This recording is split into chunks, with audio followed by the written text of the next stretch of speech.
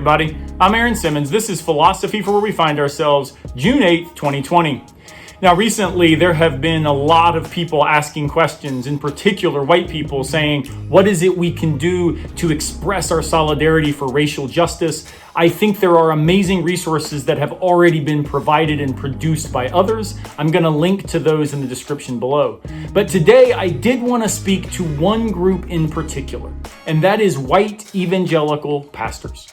What is it that you can do if you are one of the many who have risen up and said, this is an issue we can no longer ignore. We are linking arms with those who have been historically marginalized, and we will be a voice calling for racial justice and healing in our world. If you are one of those white evangelical pastors making those sorts of claims and proclamations, I applaud that. But let me help you think about one other thing that you must do. And that is free your congregation from the political captivity that has been narrated as a theological doctrine. The reason I say this and focus on this is because the number of people I have seen on social media saying, yes, I support racial justice, but I could never vote for someone who is pro-choice. That view ends up restricting their ability to be able to create change in our world. And I think that this, in fact, is a moral failure because so many white evangelicals don't even understand their own history, the reasons why they find abortion to be such a front and center singular issue. It turns out, as Randall Balmer has suggested, and I will link to his article in the description that gives all of these details and the references, Balmer has convincingly shown that it turns out prior to the late 70s, abortion just was not the issue that we now take it to be. In particular, Baptists understood birth as the moment when we started to think about life and ensoulment. The idea that it got written back into the womb all the way to conception actually has a politically important history attending to it. Theology changed because of the political dynamics of the late 70s.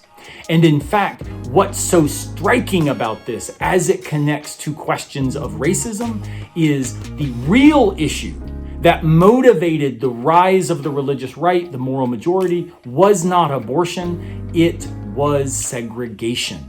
It was the attempt to continue to defend religious institutions who wanted to remain segregated. Those who wanted to allow for segregation to continue recognized it was not a good issue in order to create a consensus among the voting bloc of evangelicals. Instead, what they did was tested it. Paul Ryrick and others tested which one is going to have the most likelihood of gaining traction. And it turns out that they went with abortion. What that means is if you are a white evangelical who thinks abortion is an obvious theological issue, it has only been made obvious because of a very politicized and racist history. Now, this doesn't mean that abortion is an easy issue or that youth simply should be pro-choice. None of that follows. I'm simply suggesting that unless they free up their congregations to be more compelling, more complicated, and more nuanced on this issue,